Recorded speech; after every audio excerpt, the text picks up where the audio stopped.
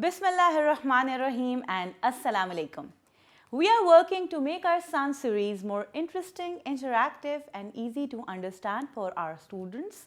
And this video will be a valuable resource not only for students but for teachers and parents as well, and will help you to understand the concepts more easily. Let's start our today's lesson, and as you know, the book which we are doing is English book for grade 4.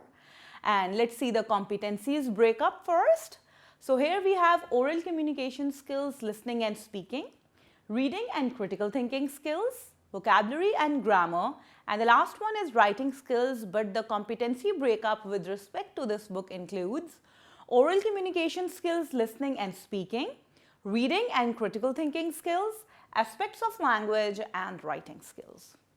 As you know that we are done with 7 units so far, now it's the turn to start our unit 8, and the name of unit is Eat Healthy and Stay Healthy. There are 16 SLOs with this chapter. The concept breakup with respect to this unit includes oral communication skills 2 concepts, reading and critical thinking skills 2 concepts, aspects of language 5 concepts, and in writing skills we are going to look at 1 concept. So in reading and critical thinking skills we are going to answer some questions, and a very interesting thing, maps with the key and legends. Here is the chapter. You are supposed to listen to the reading of the chapter very carefully. As Abdullah entered Dr. Faisal's clinic, he found out that mostly children of his age were waiting to see the doctor. Some of them had a high fever, some had a headache, and others were either suffering from a cough or the flu. Abdullah, however, had an upset stomach. Dr. Faisal was a child specialist. Children loved to visit him as he examined them gently and never gave bitter medication. He had a friendly nature, and whatever he prescribed, children would strictly follow it. Now it's time to answer some questions. So it is an interesting story highlighting the importance of staying healthy, which relates to eating healthy. So let's see what's the first question is. Why did Abdullah have to see the doctor? What was the reason behind that? He wasn't feeling well? Why did children love to visit Dr. Faisal? What was the reason behind that? What did Dr. Faisal prescribe Abdullah after examining him? After checking him, what he prescribed, what he advised to him? What is my plate plan? The interesting part of the chapter and the very important thing to work on. What was the my plate plan? Yes, what it highlights? It highlights the importance of balanced diet and how we can include important and healthy things in our diet.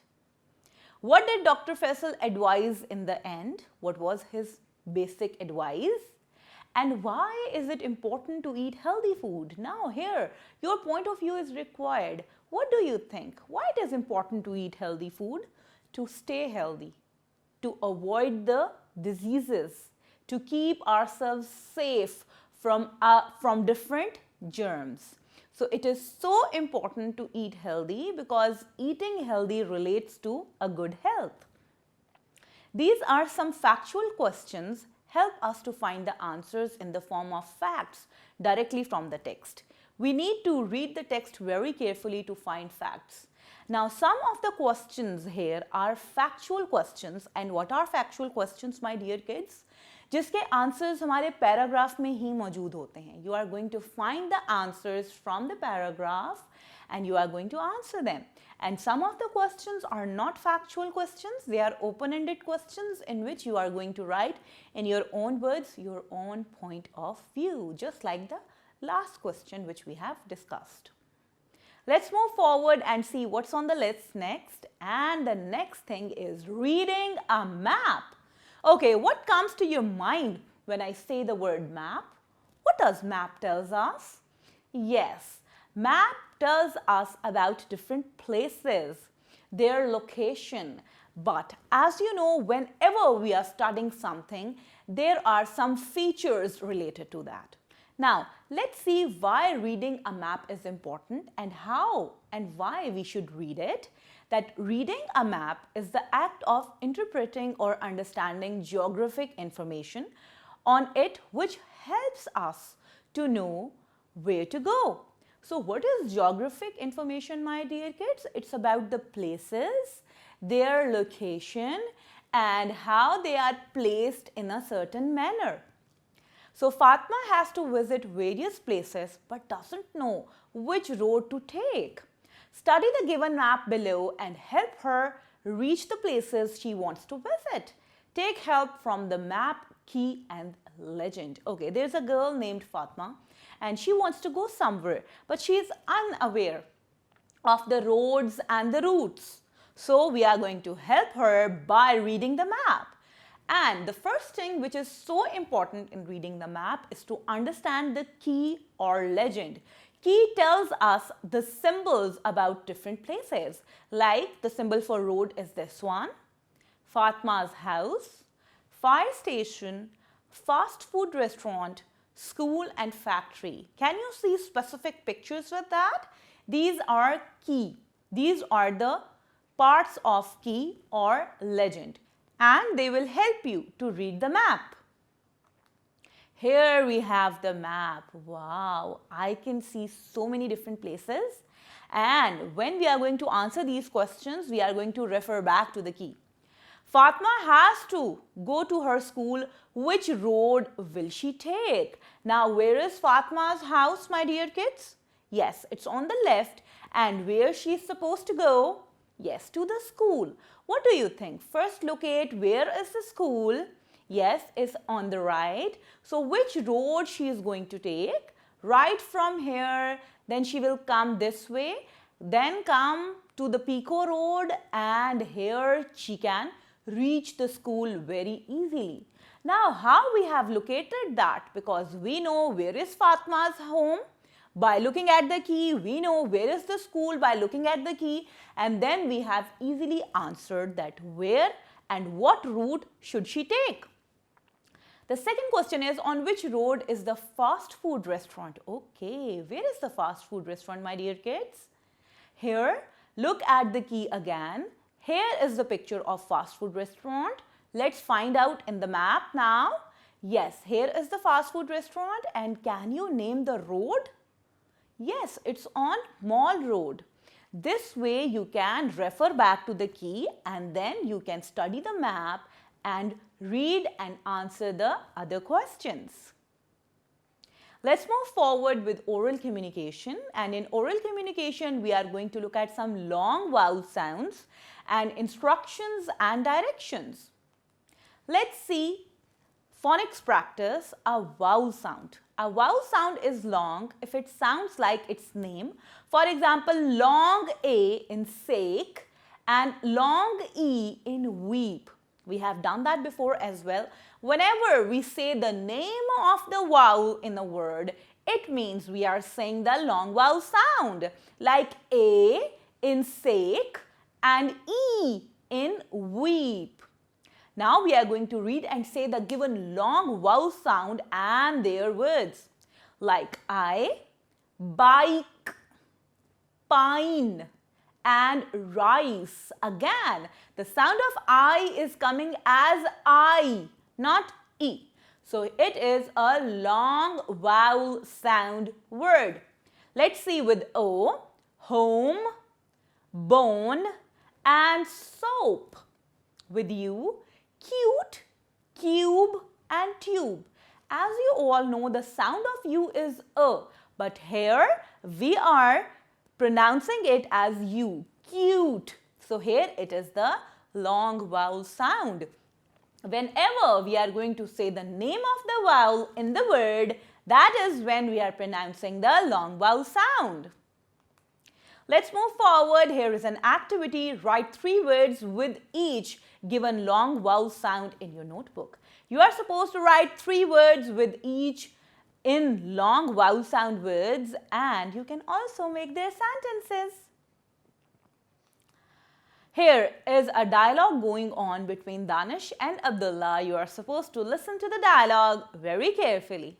Assalamu alaikum. I am Danish. I am sorry to trouble you, but could you please tell me how I can get to the train station? Wa alaikum assalam. I am Abdullah. Yes, sure, it's that way. Keep walking straight ahead. Then after you pass the hospital, turn left. Lastly, take your first right and it's your train station. Thank you so much. I had been living in Saudi Arabia for many years. I came here last week, so I am not familiar with the routes. It is okay. Well, thank you so much for guiding me. My pleasure. Let's move forward with aspects of language, and here we are going to look at some word meanings, compound words, pronouns, be, do and have, and lastly punctuation. Here are some words. Diarrhea. It's a bacterial disease of bowels. When your stomach is not well, it's upset. That is when you have diarrhea. Examine. Examine is to study something very carefully. Prescribe, to tell somebody to take a particular medicine. Unhygienic means not clean and therefore likely to cause disease or infection. Convince. Convince means to satisfy someone. Let's move forward with compound words, and as you know, what are compound words? Compound words are those words which consists of two words to make one word. Let's read some compound words together. Snowball, mailbox, grandmother, railroad, sometimes, inside, basketball, anybody, outside and grasshopper. You have to keep in mind that we do not put space in between the words. Compound word is one word connecting two words. Now, it's the time to apply this understanding. Read the given text, underline the compound words in it, and then write them in the given blanks. Now, this paragraph has so many compound words, you are going to identify them and write them in the blanks. I'm going to read some of it and let's identify some of them. Sometimes, a compound word, I jump really high. It is fun to jump up and down. Butterfly, compound word, fly around when I jump. Can you jump up and down with me? It can also be fun to jump up and down at night. Moonlight, compound word, is so bright on some nights. If we make a fire, fireflies come out to play. Compound word, fireflies. Anybody can jump up and down, so join me and let's have some fun. So it's a little paragraph with so many compound words. Identify them and write in the given blanks. Let's move forward. In the next step, what you are going to do, you are going to use any 5 compound words in your sentences. Use your notebook, think of some interesting compound words in your surroundings and make interesting sentences with them. What is the next thing? They are pronouns. What are pronouns, my dear kids? Let's recall. Pronouns is a word that replaces a noun. We use these words instead of nouns in the sentences. Let's read some examples. Read the given examples of pronouns. Abdullah enjoys baking because Abdullah likes eating cupcakes. So, can you guess that which word is going to be replaced by which one? Okay, let's give it a try. Abdullah enjoys baking because he likes eating cupcakes. He is the pronoun which is used for boys. My family and I are going to a restaurant tonight. Now we are going to use a pronoun for my family and I. So we can say we are going to a restaurant tonight. Now the next part is you are going to replace the nouns with the pronouns. Rewrite the following sentences by replacing the underlined nouns with pronouns. I'm going to do 2 sentences for you and rest of them you are going to do yourself. This prayer mat is from Turkey. So you can say this is from Turkey. Myra isn't an engineer. Myra is a fashion designer. So instead of Myra, what we use? Myra isn't an engineer. She is a fashion designer. And same goes with the rest of the sentences. And the next thing on the list is forms of verb be, do and have. Read the given forms of be, do and have. So we have some pronouns I, you, he, she, it, we and they. And when we use be, there are different forms of be as well. Am and was, we use with I. With you, we use are and were. With he, she, it, again is and was. With we use are and were. And with they, we use are and were.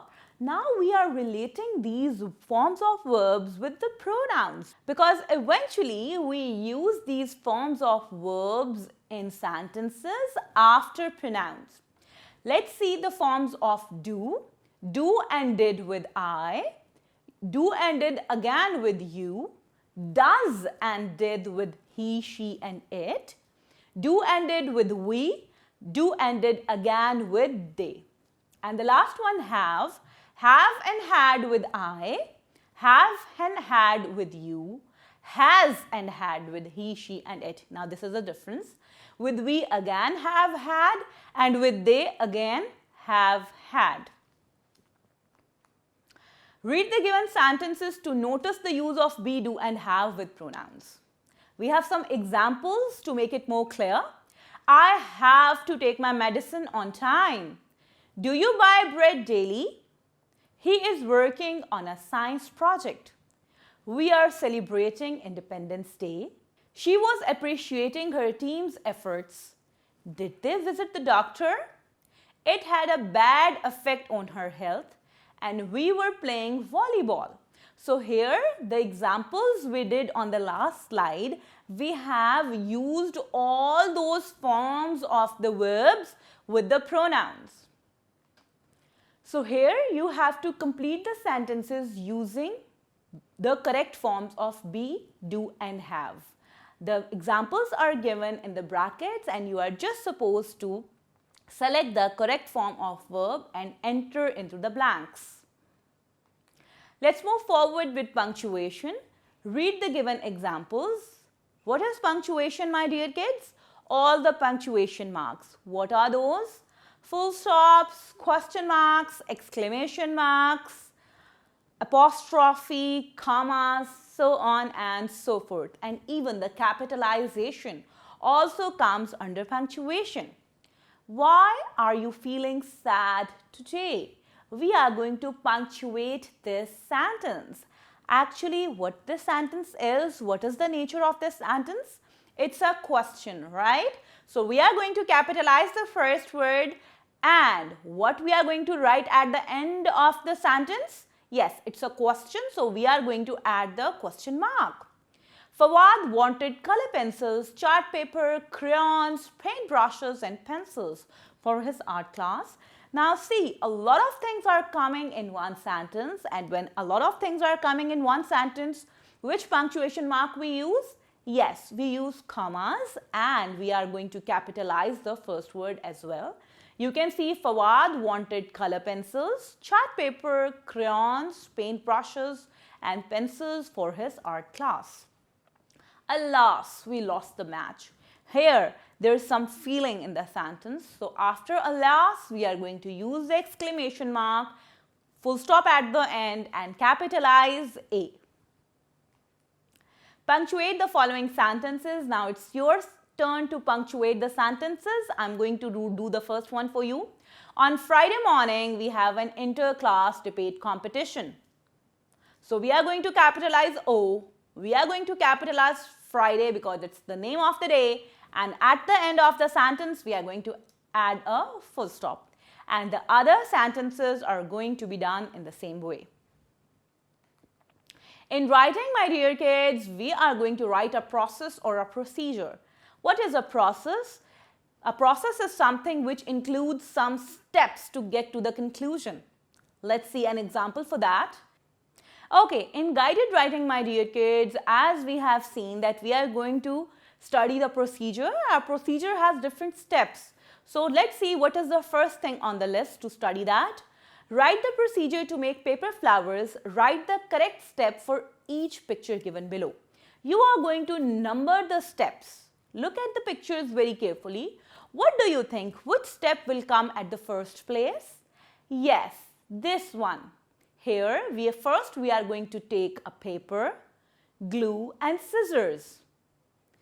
Then the second step is this one, when we have folded the paper and put the glue.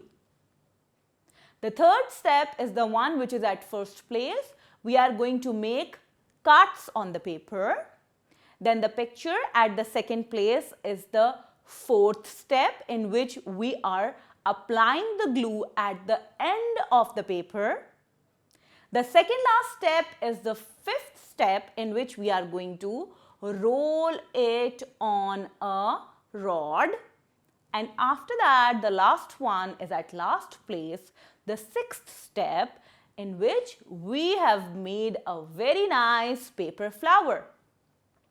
So you are just going to number the steps. This is number 1, number 2, number 3, number 4, number 5 and number 6.